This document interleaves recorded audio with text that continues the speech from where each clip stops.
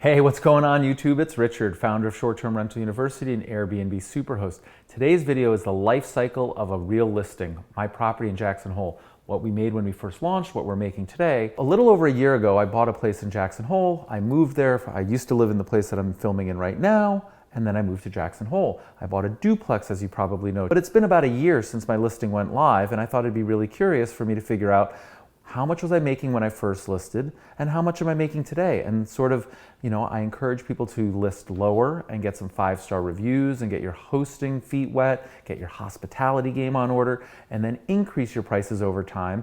And I just asked Hardik, thank you Hardik for your help, to go back and tell me what were we making a year ago and what are we making today? And then I'm just gonna share with you, like in real life, the real numbers so that you can see. I recommend when you first launch that you start off at a lower price point and that you really pick and choose the right guest, right? Like do thorough screening, make sure that they're like-minded, make sure that they're people that are gonna come and enjoy your place, and give them a discount so that they come and have a great time. You deliver exceptional value and they're much more likely to give you a 5-star review because again, you're building a business that you're gonna own for 5 years, 10 years, 50 years, right? So we're not talking about get rich fast. We're not talking about schemes or hacks. We're talking about, marketing and offering early adopters a better price than the people that come and have certainty. Those reviews are what give people certainty. It gets them comfortable. So you're working in the early days, not so much for the revenue, but for the reviews. And so you can pick and choose who you attract by adjusting your price. And I want you to start lower. And then as you get more and more confident, you can increase your prices. And that's what we're going to talk about. But why would I do it that way and not the reverse? Well, let's say that you had the bad strategy and you wanted to get $350 per night and that's what you needed to get. That was your business model and that was your profit motive. And so you needed $350 a night and you have no hosting experience and you have no reviews and you list at $350. Well, somebody paying $350 a night is going to have really high expectations. If you underdeliver on those expectations, they're likely to leave you a bad review. Here's the thing you may not realize. That bad review when you're first getting started could literally shoot you in the foot. If you get a 2-star or 3-star review, how many more people are going to be booking your place at $350? Not very many. And it's impossible to erase that. That doesn't go away. So if you have 100 listings and you get a 3-star review, that still sucks. We don't feel good about it. But you can absorb it. It doesn't really move the needle very much. But if it's your first listing or your second listing, that could be terminal. Like your Airbnb business listing and your business model might have to be sacrificed or eliminated or changed. So I picked Jackson Hole for a quality of life and it's really part of my why. So that was why I picked Jackson Hole, but it also turns out to be a really great investment in my opinion because there's very few places that are legally allowed to Airbnb. And then above and beyond that, I went and I got a duplex. So I live above, which I don't Airbnb, and then I have a 2-bedroom downstairs, which I do Airbnb legally. And I thought that that would be a great place to host other families and people that are visiting. The summer season is the peak season. I live in town. And so the summer months are my best months.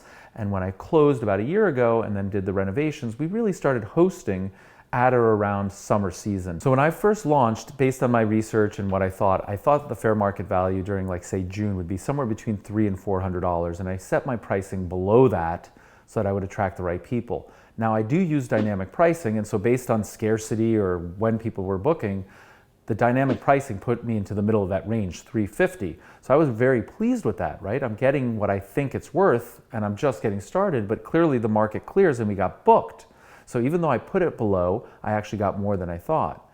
But the point of this video is a year forward, as I take a look at June 2019, we're up at $424, which is 20% more. My costs haven't increased at all, right? So that's 20% more profit. This message is now going to the very early stage people, the people that are just getting started or want to get started. Just realize that there's a cost to doing business, there's a cost to getting the right people in there's a marketing cost associated with it. So don't go out and have to hit your profit numbers day one. Have a longer view of the business opportunity. Have a longer horizon, right? If you think about restaurants that you walk by, sometimes they give you little samples when you walk by them to encourage you to come in, or sometimes you get a coupon, buy one, get one free, or how about free sandwich? People in business give away certain things, and you should think about your Airbnb business exactly the same way. Don't give away nights, but give a discount for the people that are just getting you started, that are going to give you 5-star reviews. And the reason you want to do that is so that you have enough runway and opportunity to continue to list and be successful so that you can increase your prices 8%, 20%, 50%, 66%. So the goal is down the road in the future. The goal isn't to list today and monetize for maximum profit today. That would be short-sighted and a mistake. So I hope you like this video. Please go ahead and like it and share. Comment below. What are your pricing strategies and how much have you been able to increase your pricing? Because again, the more people that can see these comments, the more credible it is and more people realize like, oh, Richard's, that's his opinion, but it turns out it's worked for 5 people, 50 people, 5,000 people. It's true. So let's go ahead and document what you've done with your pricing journey. I hope you found this video helpful. Like it, subscribe, and I'll see you over in the Facebook group. Thanks so much.